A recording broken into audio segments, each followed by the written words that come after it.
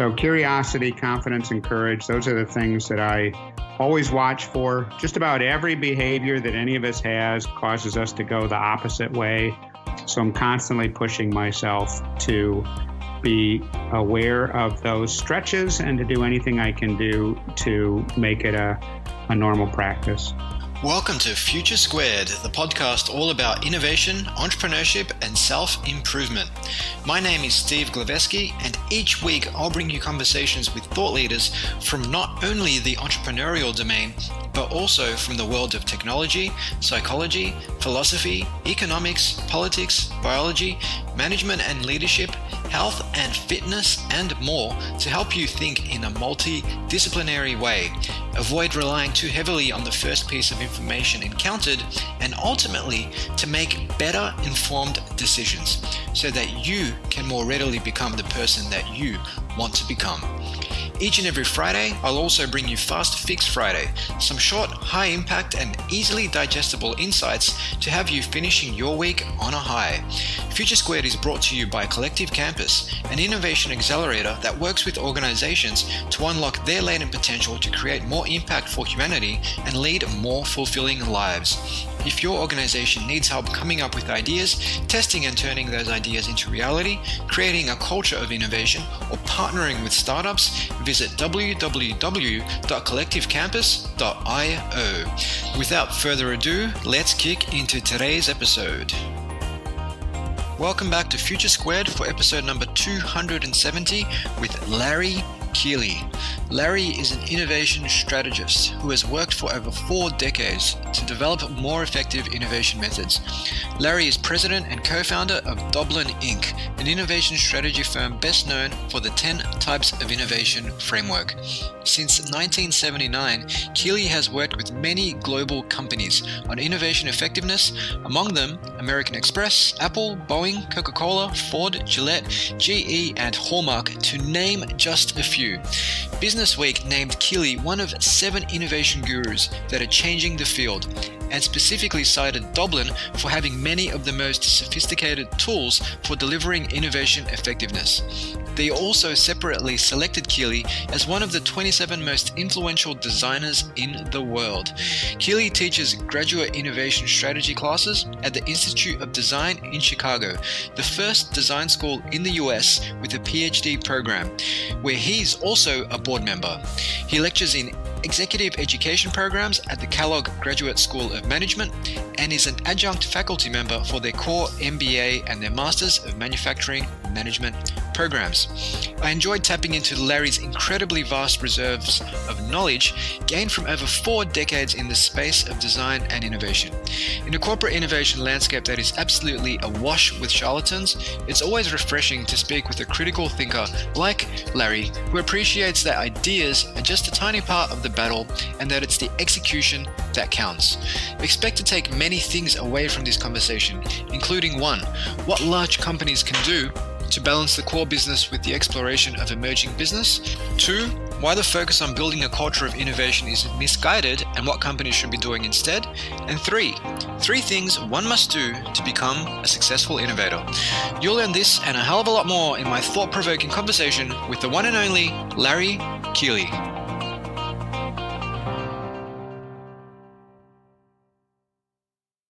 Welcome to the show, Larry. Thank you, Steve. Good to be with you. It's an absolute pleasure to have you on the show. You joining me from Chicago, Illinois? Yes, the Windy City, called that because of the bloviations of our politicians, not because of our meteorological condition. Fantastic. And I understand you went to the University of Michigan way back when. In the Pleistocene era, yes, sir. There were still dinosaurs then roaming the earth. I love it. Well, you've just hinted at your experience in the space, Larry. I mean, you've been a veteran of the corporate innovation space for over 4 decades now. Many of our listeners will be familiar with Doblin from Doblin's 10 Types of Innovation. And in fact, Doblin's 10 Types of Innovation takes its name from your consulting group, which was established in 1980, which was 3 years before I was born. So I am really looking forward to understanding what you've seen in the last 4 decades, how it's all played out, because there is a hell of a lot of noise when it comes to innovation, technology. It's a bit of a gold rush at the moment, if you will, and whenever there is a gold rush, there is a lot of noise. So I'm looking forward to cutting through that today. But I'd love to know just a little bit about the backstory. How did you get into this space in the first place? Well, the actual founder of the firm besides me was a very famous guy named Jay Doblin, either the founder or the creative head of all three of the three largest design firms in the history of the world while he was still alive. This firm was the fourth and final firm that he founded on the basis of his insight at the time, Steve, that design as a field had fragmented into what we counted then as about 45 or so specialties, and that the odds of any particular organization using the right ones in the right sequence and in the right total composition was effectively zero. So we didn't call it innovation originally. We called it design planning. I'm the one that changed it to the name innovation in 1985. Yeah.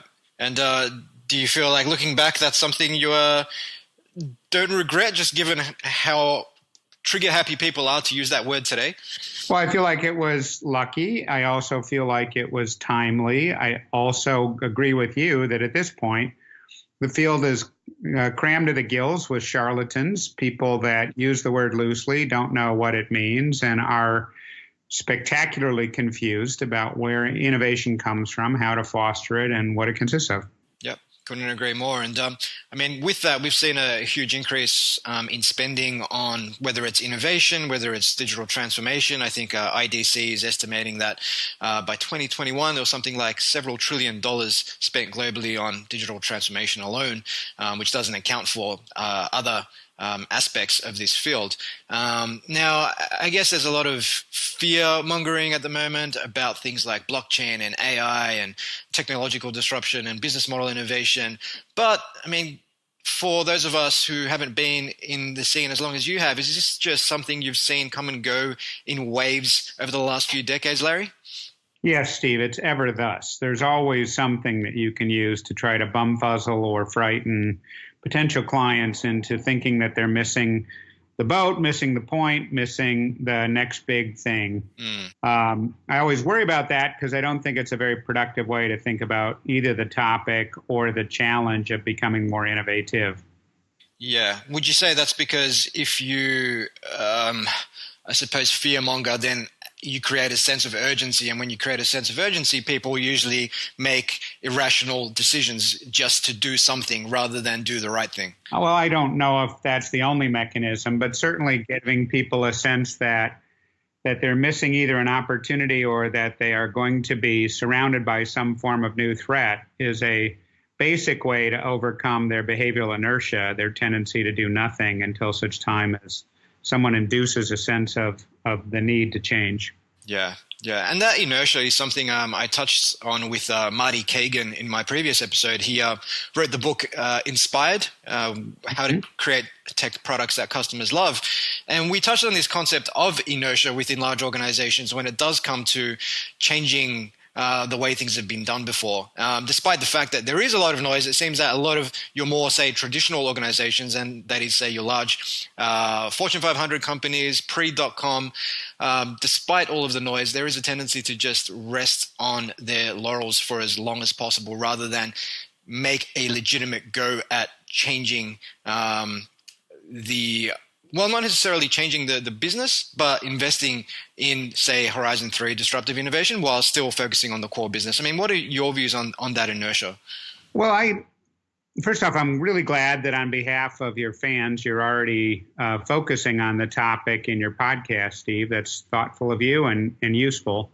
Let me try to give it a slightly different spin than the very useful notion that consultants will try to scare people into taking action. I think there's a real human pattern at the core that we all should have a certain amount of empathy for. And it goes like this. To a very large extent, we're all in favor of innovation in theory. But in practice, we do everything we know how to return life to whatever's familiar, whatever's worked for us in the past. I pointed this out with a absolutely fantastic group of 65 graduate students just a couple of days ago. world-class innovators. It's a demanding course, capstone required course at the Kellogg Graduate School of Management. And one of the things I pointed out to them is that virtually every student had sat in the same chair since the very first day, 11 weeks earlier. Mm-hmm. And we're just all in the habit of doing the things that are familiar, Steve. And it's hard for anybody to get past the things that have worked for them, even though we possibly live in the greatest time of change in the history of our species, and we all need to learn to change our rate of change and to try to embrace things that are unfamiliar. Yeah, well, I guess human beings tend to default to the easiest option and bias that over things that require more cognitive load, and that's been shown in various sort of disciplines, whether it's psychology, neuroscience, even biological evolution. And I think that's something that we are always wrestling with, particularly when we have so many demands on our times. And I guess as a busy corporate executive, it may be easy to point the finger and say, well, you're not investing enough in innovation, you're not taking this seriously.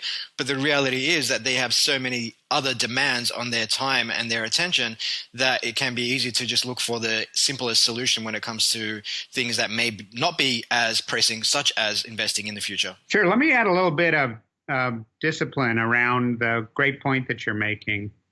When I talk to leaders and enterprises, I usually try to get them to go through a little self-diagnostic routine. Mm-hmm. One of the ways I do that is I say, okay, what's changing faster, your enterprise or the lives of the human beings you're in business to serve? And in overwhelming numbers, the general answer is that the lives of the human beings they're in business to serve are changing dramatically faster.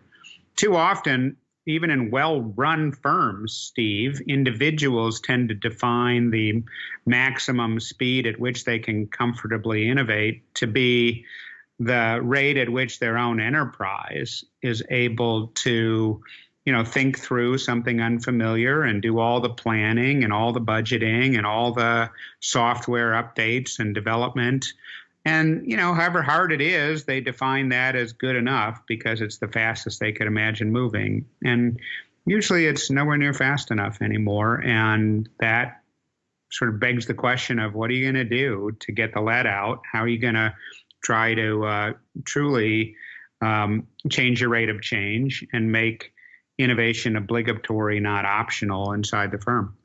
And is this something whereby you've seen firms successfully make that change by whether it could be addressing processes, culture, values internally, or perhaps setting up innovation outposts? I mean, I imagine there's a number of different approaches that organizations can take to increase that velocity so that they can move faster in the face of all of the rapid external change. But what are some sort of successful techniques that you've seen companies that you've worked with employ to help increase that velocity and pace of things? There are dozens of techniques, Steve, the vast majority of which I sort of dismiss as a newfangled innovation theater. Yep.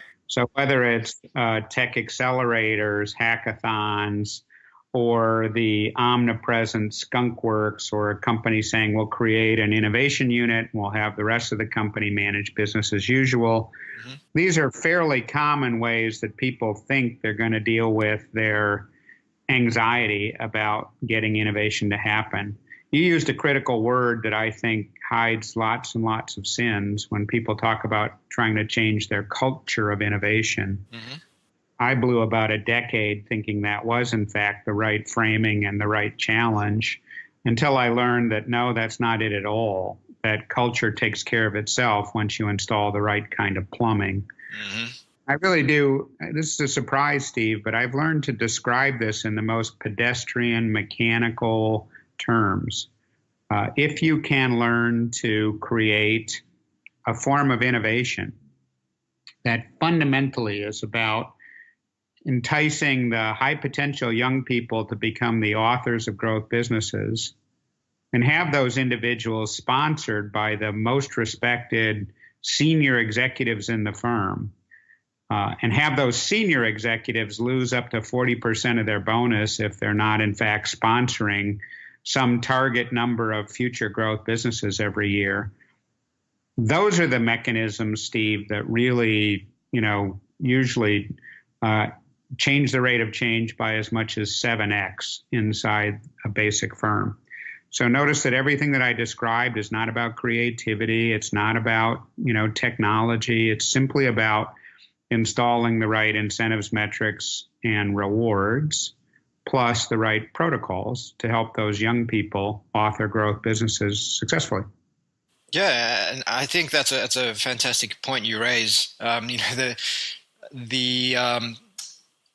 What's the saying? Culture eats strategy for breakfast, but ultimately culture is informed by strategy and processes and plumbing, as you put it, because if for every idea an employee has, they need to, say, complete a business case that's, say, 10 pages long, and it needs to get approved by several parties, and it's going to take several months, and that's going to inform the culture and the pace of change. Whereas if I have an idea and I can access, say, a small fund of, say, $200, and that's just going to give me enough to test some initial assumptions, and if I can validate those assumptions, and maybe I can access a slightly bigger pool of money, I mean, this is just an example for argument's sake, then the culture will inevitably become one where people are encouraged to not only come up with ideas, but they're empowered to test those ideas, and it becomes a faster moving organization where it's based on learning rather than having to have an external party or outsource that accountability to a steering committee who's going to make a decision for you. Is that the kind of thing you're talking about, whereby we have a lot of processes and systems that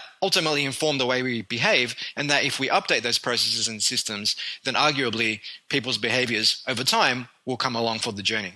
That's the kind of thing, Steve, although you conflated a couple of things that I would usually be more careful to separate.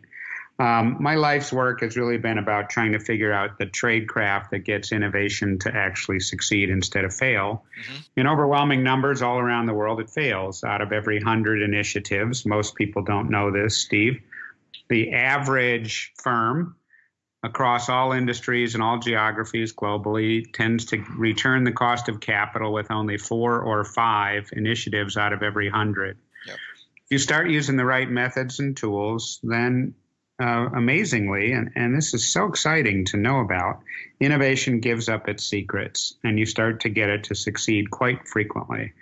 The worst our methods and tools have delivered in the last 14 years is a 35% success rate. That's 7x global norms, and the best we've done is an 82% success rate, and most companies get somewhere in the middle there between those two extremes.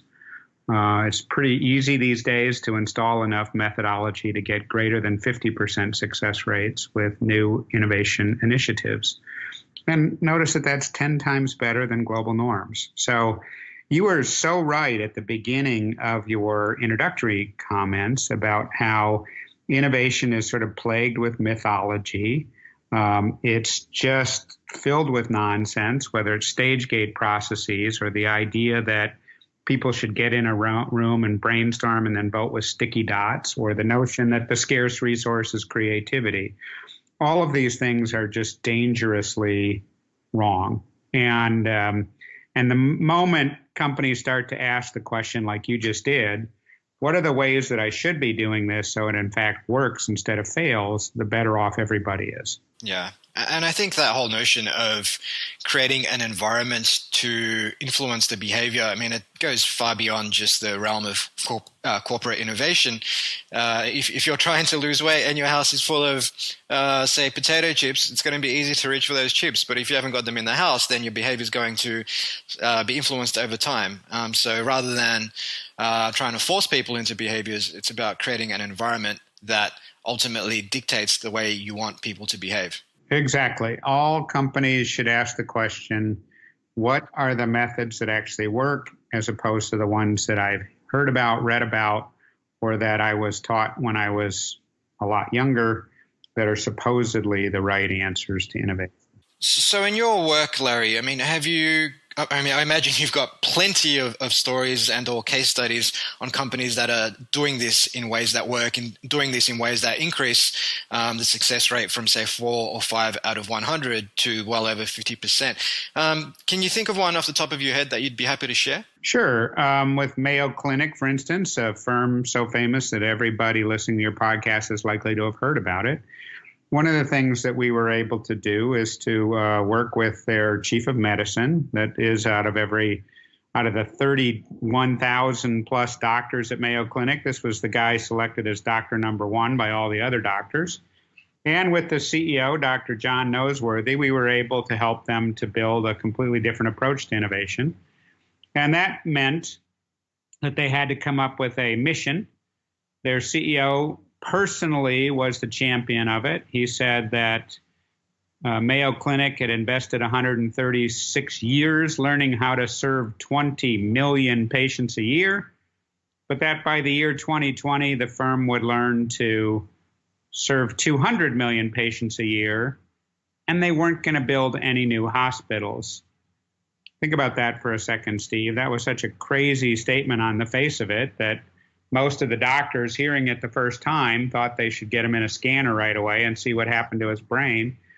But he stuck with it, and steadily the company, the teams of innovators led by the amazing Dr. John Noseworthy, were able to identify 9 growth businesses that would radically alter how Mayo Clinic would help people get healthier, including things like being able to put sensors in your parents' house or my parents' house and maintain and manage their health remotely so that they weren't afraid and they didn't have to move into a retirement community. Just that one business alone, Steve, allowed them to add 40 million new patients a year that they were serving. Twice as many patients as they were serving in their huge number of hospitals in 3 different locations. Mm. So when that big, hairy, audacious goal was first announced, as you said, there was a bit of pushback, if not verbal pushback. People thought he was a bit crazy.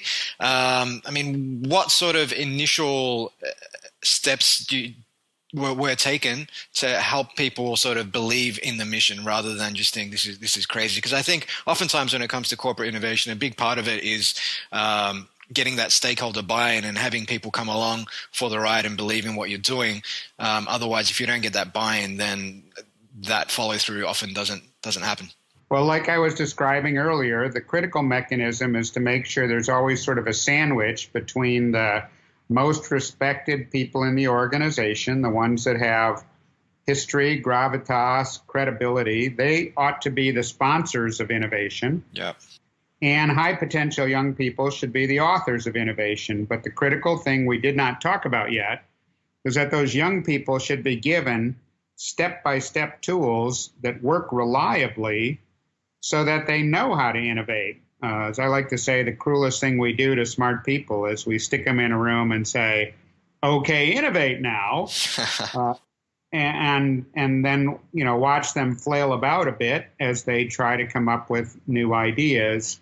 Tell somebody that their idea has to be more pervasive than Google, more game-changing than Wikipedia, and more omnipresent than a smartphone or an iPad, and you further ensure that they're going to be galvanized right into inactivity out of sheer terror, right? Mm-hmm. So the trick is not just to say innovate or let's brainstorm or let's vote with sticky dots, but to break down the actual things that people should go do that are likely to succeed instead of fail. And that was done with a succession of young people inside of Mayo Clinic, and it steadily produced 9 growth businesses that everybody was really excited to be sponsoring. Yeah, and it's funny what you said there, Larry, about brainstorming sessions where you just throw people in a room for 30 minutes or an hour or however long it happens to be. And it's like, okay, just come up with ideas. And you're dealing with things like groupthink. Obviously, good ideas tend to evolve over time based on execution and learnings. And also ideas tend to come about when you're free to think. Oftentimes, regardless of what creative endeavor you're on, whether it's innovation, whether it's writing stand-up comedy or anything to that effect, people's ideas usually come to them when they're, say, going for a long walk or in the shower. It's not in some sort of high-intensity environment with 20 other people around who are your colleagues, and you're on the clock to come up with as many ideas as possible in that hour. Well said. And what happens, of course, is when you put people in that situation is that they trot out the old ideas that they were sure were a really good idea back in, 1987, But for whatever reason, it didn't get the attention and respect that it deserves. So let's trot it out one more time. Again, Steve, the deal is that innovation, we've discovered, is harder than that, and it deserves more respect. Yeah. The way people tend to do it conflates innovation and creativity when, in fact, those things are completely opposite. Innovation is much, much, much more correlated with discipline than it is with creativity. Creativity is never the scarce resource. All firms, large and small, tend to have too many ideas and almost no skill in picking out the ones that are actually useful. Separately, it's a very, very important thing to ask the question, what preparation should we be doing before we ask people to innovate? And I think the right answer to that is, it usually takes about 4 or 5 weeks to prepare a team of people with the right sort of discoveries and research that they should do so that the problem they're trying to solve is richly and beautifully informed, and they don't have to work so hard to try to figure out what the meat of the problem is. Yeah, I think you've touched on a great point there, Larry, just around the difference between innovation and creativity. Michael Dell's famous quote was, "Ideas are a commodity, execution of them is not." And I feel like in today's sort of corporate innovation field, there is a lot of preoccupation with creativity and coming up with ideas. It's all about the ideas, and we see the immense popularity of tools like, say, design thinking. And it seems that a lot of executives that I'm coming across seem to conflate design thinking with a hammer, and everything else is, say, a nail insofar as corporate innovation is concerned. I mean, what are your thoughts on that? Well, it is a bit of a kudzu epidemic, and it needs to be regulated a bit. The way I would say it is that design thinking is actually a very useful thing to understand. It's sort of a process to start someplace and get steadily better. What I worry about is when companies think that if they take a half a day to learn a bit about design thinking, that somehow or other they will then be good at innovation. The two things are not the same topic. And again, innovation turns out to be harder than that. One of the things that I think is very little understood, Steve, and you can bust it out jamming all over as an insight for your listeners, when you discover that something amazing has happened. John Maeda used to be dean of the Rhode Island School of Design and now runs the digital design unit inside of one of the world's leading venture capital firms, Kleiner Perkins, produces an annual report on the design field and what's happened to it. His most recent one, which was out about a month or so ago, said that since about 12 years ago, 71 of the world's largest design firms have been hoovered up either by technology firms or strategy firms. So even McKinsey, Booz, Bain, BCG, these are all firms that bought design firms. And a similar thing is happening with firms like Deloitte, Accenture, Salesforce, SAP, and Oracle. And what that means, Steve, is that what we used to call design thinking is important, but it needs to be stapled to something else. It turns out that what you really need to do to innovate is to achieve 3 critically important properties. The new thing, whatever it is, has to be seen as culturally cool. That comes from designers. The new thing, whatever it is, has to have a very elegant technical functionality. That comes from engineers. And the new thing, whatever it is, needs to be perceived as having a fair business model, and that comes from people trained in the better business schools. Most folks don't have the time to go to a design school, an engineering school, and a business school, and if they did, they'd probably be eggheads instead of good innovators. So you need to learn to do it as a team sport, and you're never done until such time as you produce something incredibly cool that uses technology elegantly and that is perceived by everybody that uses it as an extraordinary, fair business model. That's the new norm, and yet you can't get there very easily with half a day of brainstorming and a whiteboard followed by voting with sticky dots. Yeah, yeah. And I guess, is that something that you found has been an ongoing sort of challenge in the corporate space, because you're dealing with organizations who have existing repeatable business models, many of them are listed, they have shareholders that they're accountable to, and oftentimes when it comes to, say, exploring new ideas, there may not be any sort of tangible return for months, if not years in some cases. I mean, how have you seen organizations best balance, say, the core business with investment in emerging sort of spaces? Very insightful question and very tough challenge. I worked on that exact problem with General Electric for years. It was Jeff Immelt, the sort of noteworthy CEO of General Electric, who was wrestling with the fact that they built the company originally by buying the 960 or so patents of Thomas Alva Edison.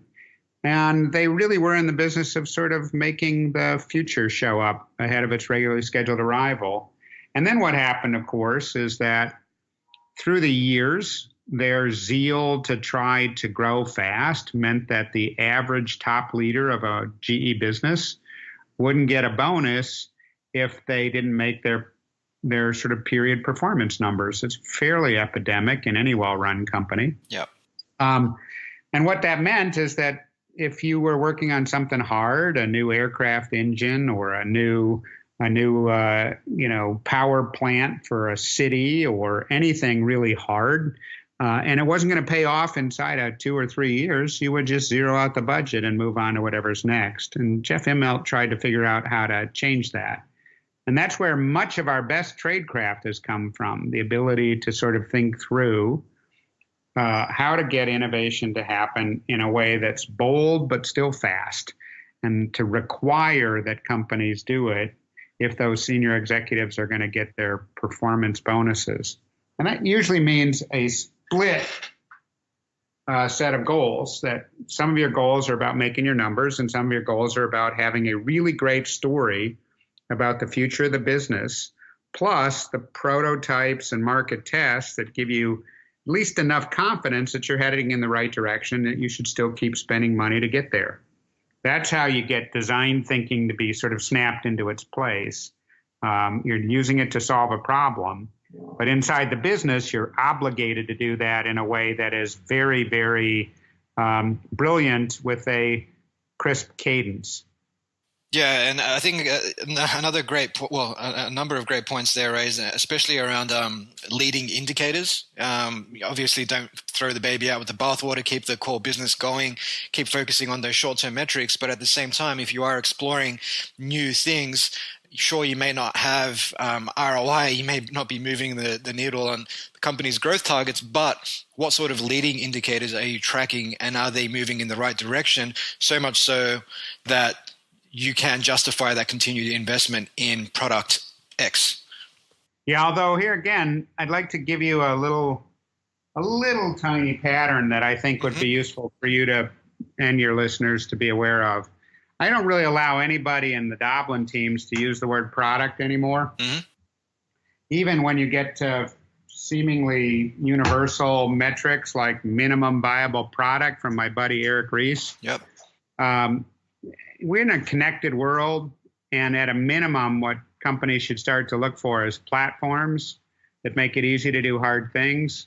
And ideally, what they should be looking for is the kinds of platforms, Steve, that ultimately help to create entirely new orchestrated ecosystems that cause, several thousand firms to work well together in service of the customers that they're trying to serve. That's what you see with Alibaba or with Amazon, with the iTunes store, or with Airbnb. Those orchestrated ecosystems that sort of connect all kinds of things that were once really quite separate. Yeah, and I guess this comes out of Doblin's 10 types of innovation. You touched on the iTunes ecosystem there, and if we look at Doblin's 10 types of innovation, we look at the network effects, and that's connecting others with great value. And obviously, when it comes to the iPhone, for example, I mean, the phone itself has been copied by various manufacturers around the world, but the strength of the iPhone is very much attributable also to the network of app developers and apps and podcasts like this one, which will be going out to thousands of people. And it's ultimately, how can you make it defensible as well? Whereas a lot of organizations I find are focused on building the thing at the expense of thinking about defensibility long term.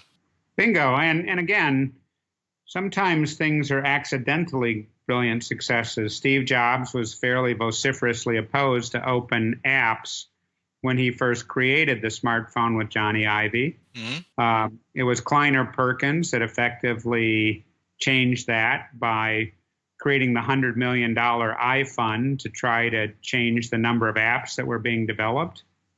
And you're describing your own podcast along with, thousands of others that are available. And the right way to understand that is there's several billion people on the planet that have smartphones, and individual apps are the cheapest way for a talented guy like you to put something out there that someone might like.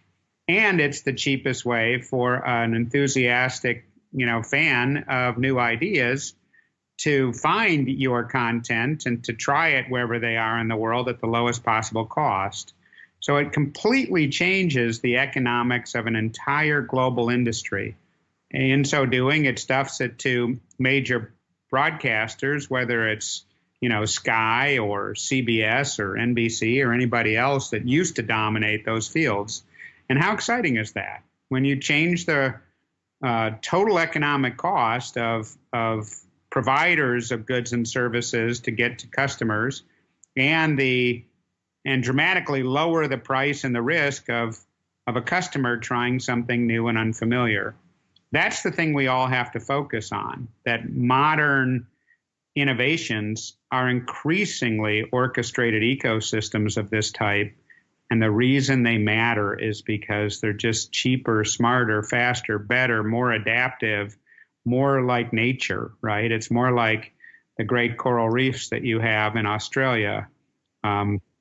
Thousands of different species come and stay in dynamic balance with one another, and they don't have to have staff meetings on Monday mornings to sort out all their challenges. Yeah, and I guess the evolution of this technology, which a lot of authors will speak about how they needed to get a publishing deal previously, and if they were lucky, they sold 50,000, maybe 100,000 copies of their book, but now they're hosting a podcast and they're getting millions of hits every month, and they completely own the entire channel. They don't need a publishing deal or anything to that effect. And I guess this is showing up not just obviously in media, but across the entire spectrum.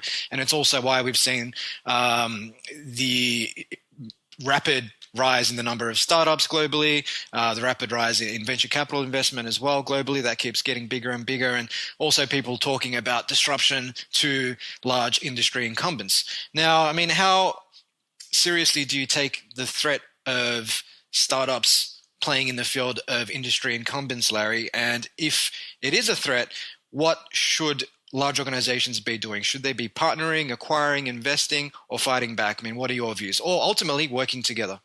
Well, absolutely. The pace and the boldness of startups is as serious as a heart attack, and every company, especially those that are addicted to a fairly slow rate of change, should anticipate that there will be threats on the horizon coming at them from surprising places. It's something I have to teach to good leaders everywhere in the world all the time. And that's equally true, by the way, of governments and philanthropies and small firms, medium firms, or large firms. We all have to be prepared for the way in which a better thing can come along quickly. As for what companies should be doing about it, the first thing that they should be doing is understanding it pretty deeply. They should understand that there are structural reasons why the world wants to be connected. There are equally important structural reasons why optimizing that, once great business may no longer be the right way to serve the marketplace that they want to serve.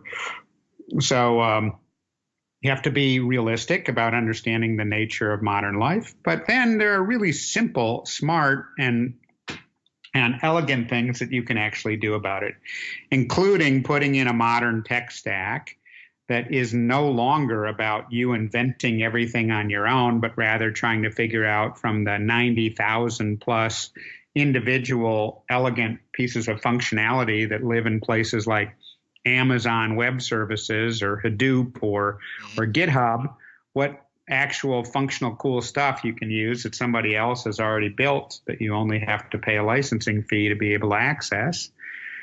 And you should move everything that you can as quickly as you can outside of your sort of cloistered computing environment into the cloud. We all know this. It's just a way to sort of make sure you're not quite so heavily invested in a particular factory, a particular set of infrastructure tools that you've used for a very long time, and that may have reliably helped your firm to get scaled up in the 70s, 80s, and 90s. We're in a new era, and it's really exciting to talk about it. At the very beginning of our conversation, Steve, you introduced that by conflating innovation and digital transformation. The digital transformation is usually not all that innovative. It's usually extremely rational. But once you do it, it does set the conditions so that inside of it, you can have a much cheaper pattern of change and a much faster rate of change. Yeah, exactly. And I feel like the whole digital transformation thing, oftentimes it is used as a synonym for innovation. And of course, it's not. It's about creating the fundamental building blocks upon which you can then go out and be innovative. And if it's things like moving from your on-premise servers to using the cloud, which is obviously going to help you run experiments faster, deploy releases faster, that's just going to increase your velocity, and speed is fundamental to innovation. I mean, if it's going to take you a month just to deploy a simple experiment, then you're not going to be learning anywhere near as fast as you need to. And I guess when it comes to digital transformation, we're also seeing massive failure rates as well, something to the order of 84%, which, correct me if I'm wrong, but that may also be attributable to overthinking and, say, steering committees and having too many chiefs and not enough Indians, as they like to say, which ultimately results in too much complexity, too much investment, too much time, and ultimately benefits realization becomes an afterthought. Is that something that you see play out when it comes to digital transformation and just development of new things in general? Constantly. And let's just make it really pragmatic and crystal clear instead of abstract. Let's say you and I, later this same day, decided to create a business. And whatever our business is, let's not worry about that too much. But we know we need to get it to be hosted online somewhere. We know we need to take credit card transactions. We'd like to know our customers really well. We'd like to serve them through their mobile tools. In the old days, Steve, 3 years ago, we would spend months prototyping all that. Mm-hmm. Do you realize that you could just go to Amazon Web Services, select all of those pieces of functionality with little radio buttons, have your business functioning pretty much by the tomorrow or no later than the day after, have all of those capabilities be world-class robust, and to get charged a grand total, wait for it, of $1.38 an hour to run your business until you have about 100,000 or more customers.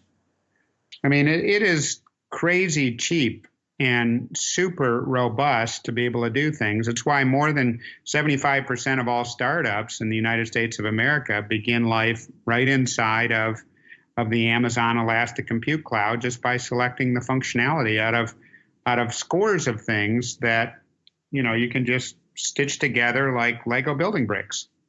I mean, that's never been true before in the history of our planet. And that's what makes innovation easy, fast, and cheap. Yeah, and that makes perfect sense, and I'm well aware of that. However, I find a lot of organizations, particularly your more traditional incumbents, when it comes to leveraging such technologies, they tend to think about risk first. Why won't this work? What are the privacy implications? And there is a tendency to bias, say, action by way of building the thing instead of just buying off-the-shelf services that are ready to go. And that speaks volumes about not just culture, but also personality types within organizations. I mean, what are your views on that? Because obviously these tools exist, but companies oftentimes don't use them for a number of reasons. Sure, of course. And one of the things that I think is so fascinating, Steve, is that the better the company I work with, the smarter the employees, the more sophisticated their history and methods and tools, the more remarkable their reasons are why they really can't innovate in this way. Thank you very much. And so I spend hours all day, every day, helping people to sort of overcome those kinds of what I think of as very intelligent excuses that really are just ways to prevent them from trying something in a fundamentally new way. Again, we talked about this earlier in our podcast about how we all have a toxic allergic reaction to the unfamiliar. And what I like to do is just say, hey, here's the deal. Give me a little team that will try prototyping it this other way. We can even, not use real data. We can not use your company name. Just give us a shot at building it this way. And let's see if we can't get something up and running pretty quick. And literally every time we get an organization to try it that way, the individuals that help to build it start to become the biggest fans. They're the ones that say, can I please use this method next time? Because it was just so much faster, smarter, and easier. Yeah, and that's something I've seen firsthand countless times with many of our clients, and oftentimes we'll run or develop a prototype in a few hours. Most recently for a large beverage organization, and it was in the augmented reality space, and they just wanted to improve customer engagement in bars and pubs. With this tool, and we built it. We went out into pubs. We recorded the whole process. It all went really successfully. But at the end of the day, my question to them was, okay, so before today, if I had asked you how long you would have spent or how long you think it would have taken you to build a prototype like the one that we built today, without fail, everybody came back saying, no, nothing less than 6 months. Right. And I guess when you have that predisposition towards a prototype being something that's going to take 6 months, it's Parkinson's law. You're going to start putting processes and you're going to behave in a way that, sure enough, it's going to take 6 months to do it. But if you're familiar with different ways, if you believe you can do something in one day, then you're going to find a way to build that prototype in one day. Well, exactly. But the most important thing is that it is just now easier than ever before to try these new and unfamiliar things, yep, and to do so in a way that fundamentally is less risky than sitting in a room for months at a time and inventing all the capabilities yourself. So isn't that cool? Isn't it really exciting to think about how the friction for creating something different is lower than it's ever been? And the obligation in such a world for a guy like you or a guy like me is to have a useful idea. Yeah. And if you can have a useful idea, then you can get it to be in a robust form shockingly quickly. Yeah, and there's a couple of really awesome points there, Larry. One that you mentioned just a few moments ago was on telling them that, hey, we're not going to use your company brand. We're not going to spend a lot of money on this. I guess understanding what those objections are internally and then finding ways to overcome them, or running, say, a pre-mortem where a question's as simple as, well, what's the most amount of money you're willing to spend on this? Because oftentimes when people talk innovation, they conflate it with being risky and costing a lot of money. But if someone says, well, look, we're willing to spend $1,000 on this, at least there you know what the boundaries are, and you can find potentially a way to do something with that that's going to generate some sort of leading indicators of success that you can then use to get additional buy-in. I feel like that whole overcoming objections thing is something that a lot of corporate innovators who say that they just can't get anything done, perhaps don't spend enough time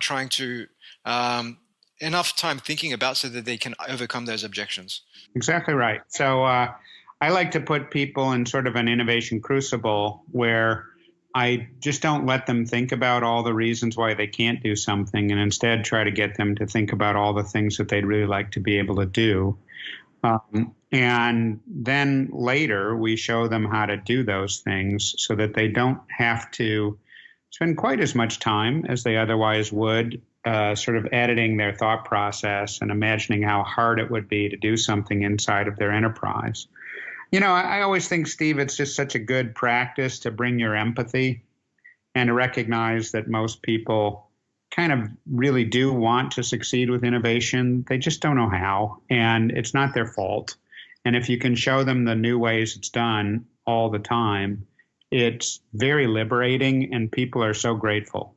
Yeah, and I think that's a great point, because large organizations tend to attract high caliber people, smart people, people who want to get stuff done, but far too often, they end up in roles whereby they have a particular set of duties, and those duties are very limited and don't really allow people to become the best versions of themselves. Whereas when you start to introduce these techniques, tools, methodologies, ways of doing things into an organization, it can really help to unlock a lot of that latent talent, particularly amongst the younger people that you were referring to earlier, which is not only going to help attract talent, but also engage that talent and really get people to become advocates of the company rather than just see what they do as a job. Sure, exactly right. And the sooner you start to set the conditions so that inside of your firm it's easier to innovate than it is anywhere else, the more likely you are to attract and keep young people that are talented, the more likely you are to inspire partners to bring you their best ideas, and the more likely you are to serve customers in ways that are steadily novel, exciting, and newsworthy, or to have investors say, this appears to be the sort of hot firm in this sector. Those are all the pluses. But the starting place is to make sure people don't tend to have that little, sort of ghost in their head saying, well, this could be risky. This might not work. We've never done this before. Or, a team tried to do this in 1987 and it didn't work and they all got fired. I keep a full taxonomy, Steve, of the 1,180 or so reasonable sounding reasons why we don't have to innovate today. Thank you very much. Well, that's fantastic. And I think the whole this didn't work in 1987 thing is classic. Is the classic example. Even today, when I work with a lot of startups, and oftentimes a startup may have an idea, and then they'll see that someone else had that idea and it didn't work, and that'll be the end of it. And at that point, I'll just ask, well, maybe you can reach out to that particular organization, find out exactly why it didn't work, and perhaps that's something you can avoid, or find a way to tweak that particular part of their business model or whatever it was to overcome those objections. Because oftentimes, or to overcome that hurdle, because oftentimes doesn't matter what idea it is, there's probably 20, 30, 50 other organizations or startups around the world working on it. And ultimately, the one that succeeds, if one succeeds at all, it's going to come down to, as we discussed earlier, execution, getting the business model right, making sure the culture internally is right, the velocity is there. There's so many variables that go into it above and beyond just what the idea is. Well, exactly right. And a point very well made. It's just so interesting to get people to get past their presumptions of the old ways it used to be done and see a new set of possibilities. One of the tricks that I have is to get people to stand a little further in the future. When they tell me that, they're worried about this or that or this other thing, I say, okay, let's just imagine that it's several years from now. Mm-hmm. Can you imagine that people's cell phones would be more secure? Can you imagine that there would be a different way to, get that information that you need to happen automatically? And usually, if you help people to get past all the short-term reasons why something is hard, it's much easier for them to imagine a future state.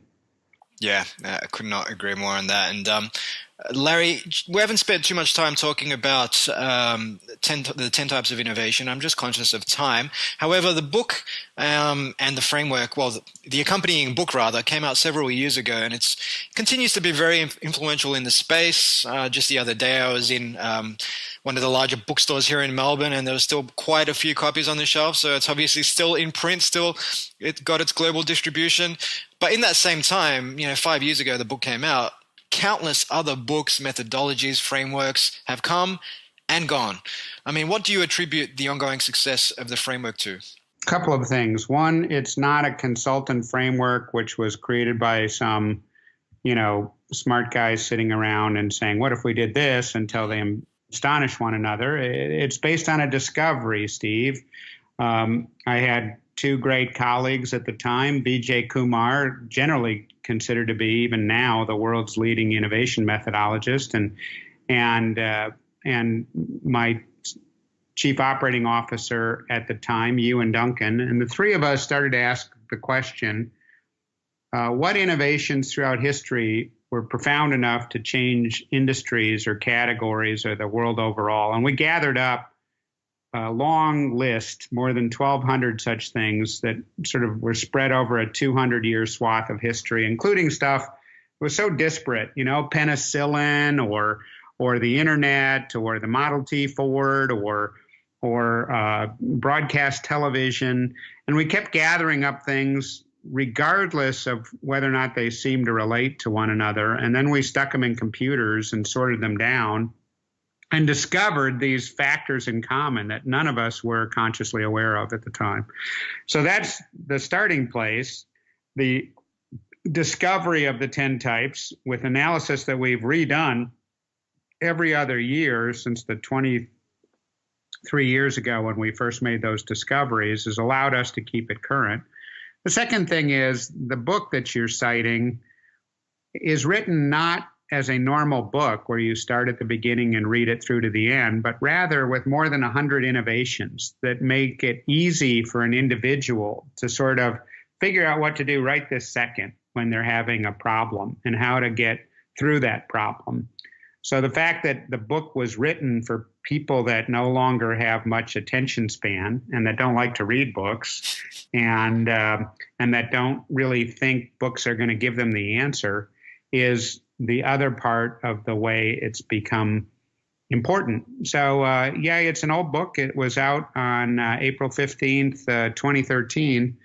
But for the last 5 years, it's been the number one thing that shows up in Amazon globally if you just search the word innovation.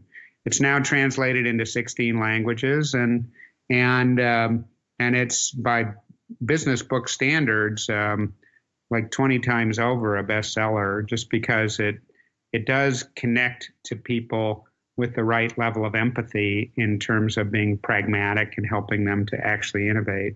Yeah, and it definitely does help people build what you were referring to earlier when you said don't use the term product, use the term platform, and it gets people to think about the profit model, the structure of the organization, the networks and ecosystems it can leverage. And I love the fact that it doesn't just speak at that arbitrary level, but then goes a step further and provides a number of really relatable case studies. For example, when you talk about profit model, you might talk about Gillette and the razor and blades model.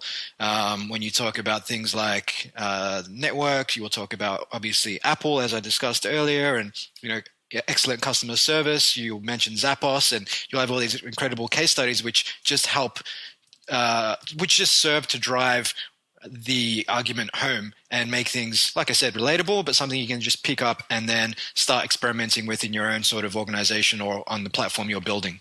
And one of the things that's great is that this is one of the most deeply researched sets of tools in the history of the field of innovation. So what you're citing now, those very pragmatic cases that are in the last third of the book, much of that is the work of one of my colleagues, Ryan Pickell, a co-author of the book, and a genuine innovation Navy SEAL. The guy's a genius. And he's been able to distill in a way that's incredibly useful for anyone that's trying to innovate, out of the 10 types of innovation, the generic options under each one. So if you know you need a better business model, but you don't know the first thing about a business model, you can sort through the 22 or so that he's already codified that are the only known business models in the world. So underneath the 10 types of innovation is a bunch of modular options. Yep. The current set in the universe is 116 that are all you have to know to build anything. And Ryan Pickell conveniently built those as a deck of cards so that if you're really stuck and you want to have a fun afternoon, deal yourself a poker hand of innovation and take whatever problem you're solving and solve it the way the cards are dealt and see what happens. It seems playful, but there is extraordinary depth and discipline underneath it. Yeah, definitely. And I'm a massive advocate of the framework, having used it many, many times before, and something that our audience should definitely become familiar with. Check it out online, but also pick up a copy of the book. We've only got a couple of minutes left, Larry, but I would love to just have some fun and close things out with our lightning round. You ready to go? Go for it. Let's do it. Question number 1. If you could work for any organization at any stage of the company lifecycle, Larry, who would it be and why? Well, I'd love to work for Doblin again when it was young, but failing that, yes. I think the really exciting new business that's been created to reinvent healthcare by Bill Gates, by Jeff Bezos and Warren Buffett and Jamie Dimon might be pretty damn exciting. Yeah, that's definitely, could not agree more on that one. Question and it's funny also that you say Doblin, because every time I ask somebody who's more or less co-founded an organization, they always say my company, and yeah, I totally relate. But question number 2, if you could ask anyone a question, dead or alive, who would it be and what would you ask? Oh, I'd love to hang out with one of my absolute heroes, Leonardo da Vinci, and I'd like to find out if he actually came from this planet, because the guy was so advanced that if there'd been actual Nobel Prizes given when he was still alive, the dude would have cleaned up and would have gotten every single one. So I would dearly love to get a hold of him, and I try routinely on my Ouija board, but he doesn't seem to be answering. Well, what would you ask him, Larry? I would love, again, to ask him how on earth he got to be so far advanced of every single known field of knowledge. I mean, the guy could draw a baby that brings tears to your eyes. He also created the world's best military equipment years ahead of anybody else. He drew the only functional, anatomically correct drawings of things like the human heart. I mean, the guy was stunningly advanced compared to anybody else. And we're about to hit his 600th birthday in just a couple of years on April 15th. Yeah. Well, with that, you've obviously also been pretty prolific in your own life, Larry. Maybe not to the extent of Leonardo da Vinci, but nonetheless, very influential globally. Oh, good God, Steve. I'm a complete faker compared to that guy. No, I don't even deserve to wash his garments. But a guy can have heroes. He definitely can. And I guess with that, you've been in the space for a number of decades. You've been fundamental in working on the innovation strategies of countless organizations. You've co-authored what is a very successful book, and you're just a very critical thinker when it comes to this whole space, because there are, like I said at the start of our conversation, that the space is definitely awash with people who are the very polar opposite of that. So I guess with that, do you have any sort of rituals, routines, things you do, Larry, just to help you stay on top of your game, whether it's in your professional life, your personal life? Just how do you stay on top of your game? I always think that all great innovators have 3 really important characteristics, Steve, and this would be something that anybody listening to your podcast could emulate. The first one is curiosity. You just got to keep a lot of peripheral vision, read a lot, try to figure out what is new and surprising. The second one is confidence, especially confidence in your methodology, so that you always ask the question, for a problem of this complexity of this type. When in the course of human events has anybody ever solved a problem like this successfully before? So you can learn the method rather than the problem itself. Yep. And the third thing is the courage, specifically the courage to pick a bold, hard pathway forward instead of a simpler, easier one. So curiosity, confidence, and courage, those are the things that I always watch for. Just about every behavior that any of us has causes us to go the opposite way. So I'm constantly pushing myself to be aware of those stretches and to do anything I can do to make it a normal practice. Beautifully said. Thank you so much, Larry. Our audience can pick up a copy of Doblin's 10 Types of Innovation on Amazon. Just search for innovation. It'll be the first thing that comes up. And obviously they can find out more about Doblins at doblin.com. Is there anywhere else they should go to connect with you, Larry? I don't know. They could plug either my name or the topic of innovation into their Google machine and see where it takes them. Fantastic. Well, thank you so much for giving up some time to appear on Future Squared, Larry. You've left our audience with a hell of a lot of value bombs, as I like to say, and a lot of food for thought. I hope you enjoy the rest of your afternoon. It was a fun conversation, Steve. Thanks for setting it up. It was a pleasure to be with you. Hi guys, Steve again. I hope you enjoyed today's episode. If you'd like to receive a weekly email from me, complete with reflections, books I've been reading, words of wisdom, and access to blogs, ebooks, and more that I'm publishing on a regular basis, just leave your details at futuresquared.xyz/subscribe, and you'll receive the very next one. If you're picking up what I'm putting down, please take a minute to like, share, or subscribe on Apple Podcasts, Stitcher, Google Play, or Spotify. It goes a long way to giving the podcast the exposure it needs so I can continue bringing you guests and conversations of the highest caliber. Until next time, Future Squared is out.